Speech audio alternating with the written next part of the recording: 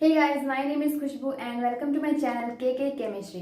आज की वीडियो में हम जानेंगे कन्फर्मेशनल एनालिसिस ऑफ इथेन। ठीक है, conformational analysis of ethane.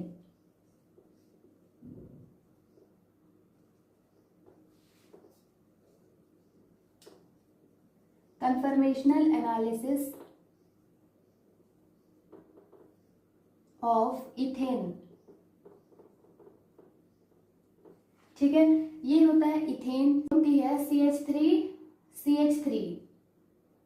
Ethane की कन्फर्मेशनल एनालिसिस हम बनाते हैं न्यूमन फॉर्म में। ठीक है, तो इस कार्बन को हम मानते हैं 1 और इस कार्बन को मानते हैं 2। इसकी न्यूमन फॉर्म बनेगी, ये हो गया फर्स्ट कार्बन और ये हो गया सेकंड कार्बन। फर्स्ट कार्बन में एक H यहाँ पर, एक H यहाँ पर और एक H यहाँ पर। ये फर्स्ट कार्बन डॉटेड वाला है और ये सर्कल वाला सेकंड कार्बन। सेकंड कार्बन में भी हम इस तरह से शो करते हैं न्यूमन फॉर्म में, एक H यहाँ पर, एक H यहाँ पर और एक H यहाँ पर। ठीक है, अब इसको हम रोटेट करेंगे। ठीक है, ऑल पॉसिबल रोटेशन इसकी हम करेंगे। रोटेशन कितने डिग्री में होता है? टोटल 390 डिग्री पर, 360 डिग्री पर होता है। ठीक है, मतलब किसी भी मॉलिक्यूल को हम पूरा एक राउंड घुमाएंगे तो वो 360 डिग्री होता है। ठीक है, तो हम इसमें करेंगे, फर्स्ट कार्बन को फिक्स रखेंगे और सेकंड कार्बन को 60 डिग्री से रोटेट करेंगे। 60 डिग्री से रोटेट मतलब ये पूरा रोटेशन, ये वाला कार्बन और ये वाला कार्बन, पूरा रोटेशन कितना है? 120 डिग्री। तो 60 डिग्री हो जाएगा इसका हाफ यहां पर, और बैक वाला कार्बन को रोटेट करना है। ठीक है, सर्कल में जो है हाइड्रोजन लगा हुआ वो, अब इस वाले हाइड्रोजन यहां पर आ जाएगी और ये वाला हाइड्रोजन यहां पर, मतलब 120 डिग्री का बिल्कुल हाफ में। ठीक है, फर्स्ट कार्बन तो एज इट इज रहेगा यहां पर,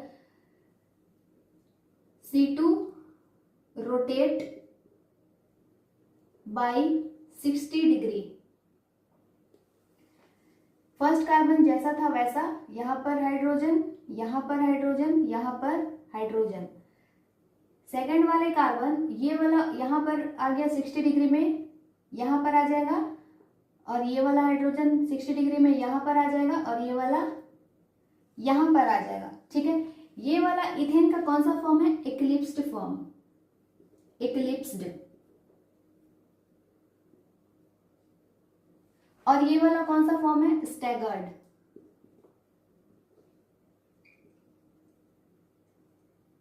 ठीक है, ऑल पॉसिबल रोटेशन करना है, मतलब फिर से हम इसे रोटेट करेंगे C2 60 डिग्री। तो ये वाला C2 अभी यहां पर आ जाएगा, यहां पर, ये वाला यहां पर और ये वाला यहां पर। ठीक है, मतलब फिर से ये इसकी इक्लिप्स्ड फॉर्म बन जाएगी। फर्स्ट कार्बन जैसा था वैसा, इधर H, इधर H, इधर H। सेकंड वाला कार्बन यहां से 60 डिग्री रोटेट किया तो ये यहां पर आ गया, ये वाला कार्बन, ये वाला हाइड्रोजन यहां पर और ये वाला हाइड्रोजन यहां पर। ठीक है, फिर से इसे हम 60 डिग्री रोटेट करते हैं, C2 60 डिग्री। फिर से ये वाला हाइड्रोजन कहां पर आ जाएगा? यहां पर, ये वाला यहां पर, ये वाला यहां पर, मतलब 120 डिग्री। जैसे कि ये पूरा रोटेशन क्या होता है? 120 डिग्री। तो इसका हाफ कितना हो जाएगा? ये यहां तक आ जाएगा 60 डिग्री। ठीक है, हम इतना रोटेट कर रहे हैं, पूरा रोटेट नहीं कर रहे हैं, 60 डिग्री पे रोटेट कर रहे हैं। ठीक है, इसे हम फिर से 60 डिग्री पे रोटेट करेंगे तो फर्स्ट कार्बन तो जैसा था वैसा ही है। फर्स्ट कार्बन को हम रोटेट नहीं कर रहे हैं, हम सेकंड कार्बन को कर रहे हैं। अभी ये फिर से 60 डिग्री आ जाएगा तो ये वाला हाइड्रोजन फिर से यहाँ पर हाइड्रोजन, यहाँ पर हाइड्रोजन और यहाँ पर हाइड्रोजन। ठीक है, ये 60 डिग्री, ये 60 डिग्री हो गया, मतलब ये 120 डिग्री, ये 120 डिग्री हो गया 60। फिर से इसे हम 60 डिग्री रोटेट करेंगे, 60 डिग्री C2। फर्स्ट कार्बन जैसा था वैसा, यहां पर एक हाइड्रोजन, यहाँ पर एक हाइड्रोजन और यहाँ पर हाइड्रोजन। सेकेंड कार्बन हम फिर से रोटेट करेंगे तो ये यहाँ पर आ जाएगी, ये यहाँ पर और ये यहाँ पर, ठीक है, यहाँ पर, ये यहाँ पर और ये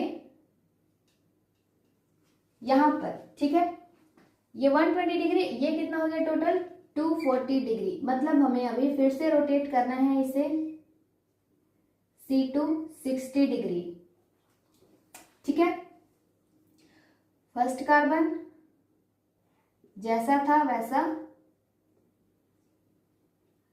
सेकेंड कार्बन फिर से ये स्टैगर्ड में आ जाएगा, ये यहाँ पर, ये यहाँ पर और ये हाइड्रोजन यहाँ पर, यहाँ पर हाइड्रोजन, यहाँ पर हाइड्रोजन, यहाँ पर हाइड्रोजन, ठीक है। फिर से रोटेट करेंगे यहाँ पर हम C2 60 डिग्री, तो ये बन जाएगी first carbon as it is hydrogen hydrogen hydrogen. Second carbon फिर से ये इसकी इक्लिप्स्ड फॉर्म में आ जाएगी, यहाँ पर हाइड्रोजन, यहाँ पर हाइड्रोजन और यहाँ पर हाइड्रोजन, ठीक है। तो यहाँ पर ये कितनी हो जाएगी टोटल 360।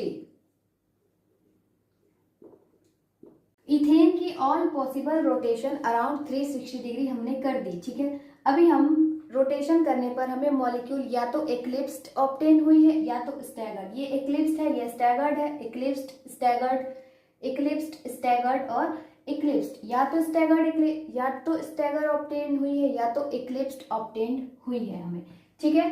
तो यहाँ पर हम क्या देख रहे हैं, जो एक्लिप्स्ड फॉर्म है, ठीक है, जो एक्लिप्स्ड फॉर्म है यहाँ पर हाइड्रोजन और हाइड्रोजन में क्या हो रहा है, रिपल्शन, इलेक्ट्रॉनिक रिपल्शन, ठीक है। इसे हम लोग कहते हैं टॉर्सनल स्ट्रेन। यहाँ पर पैरेलल में है दोनों हाइड्रोजन और दोनों हाइड्रोजन पैरेलल में है, तो इनके बीच का एंगल 0 डिग्री डाइहेड्रल बन रहा है। 0 डिग्री डाइहेड्रल का एंगल का मतलब दो कार्बन सेंटर के बीच का, दो कार्बन सेंटर से अगर दो बॉन्ड पैरेलल हुए तो उसके बीच का एंगल को डाइहेड्रल एंगल बोलते हैं। जैसे कि एक कार्बन सेंटर है, यहाँ से एक है, यहाँ से एक एच है, यहाँ से एक एच है और एक कार्बन है, तो इसके बीच का एंगल को हम बोलते हैं बॉन्ड एंगल। लेकिन अगर दो कार्बन सेंटर के बीच से दो पैरेलल बॉन्ड में एंगल बने तो उसको हम लोग बोलते हैं डाइहेड्रल एंगल। तो यहाँ पर कार्बन कार्बन के बीच में दो पैरेलल हाइड्रोजन है और हाइड्रोजन में इलेक्ट्रॉनिक रिपल्शन होने की वजह से यहाँ पर टॉर्सनल स्ट्रेन जनरेट हो रही है, ठीक है। टॉर्सनल स्ट्रेन, इसको हम लोग बोलते हैं torsional strain, electronic repulsion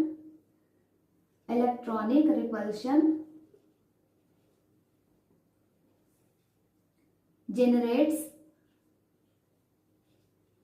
torsional strain।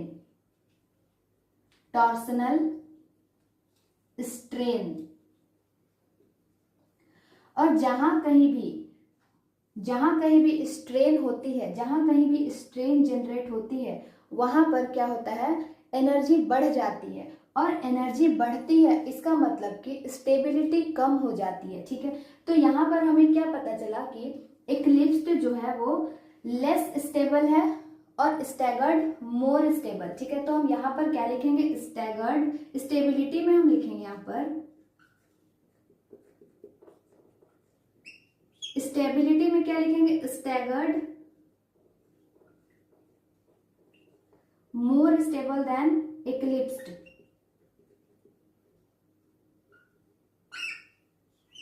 ठीक है। स्टेबिलिटी में क्या हो रहा है, स्टैगर्ड, यहाँ पर हम देख सकते हैं, यहाँ पर हमें कोई सा भी स्ट्रेन नहीं दिख रहा है, ठीक है। यहाँ पर लिख सकते हैं नो टॉर्सनल स्ट्रेन,